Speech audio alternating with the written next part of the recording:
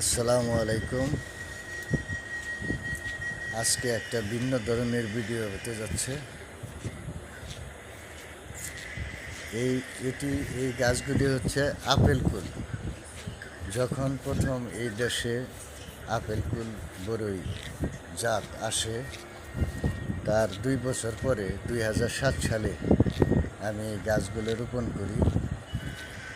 আর এখন হলো 2025 সাল, প্রায় 18-19 বছর যাবৎ এই গাছগুলি আমার এখানে আছে।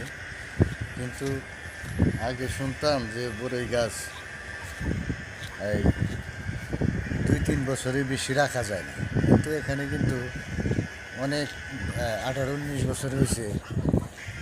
এখানে বড়ই আগের সাথে আরও ভালো ধরতেছে। তে এই কথাগুলো যারা বলছে আসলে ঠিক না। বড়ই গাছ সঠিকভাবে যত্ন করলে সবসময় অনেক দীর্ঘস্থায়ী হয়। সবাই একটু সাবস্ক্রাইব করে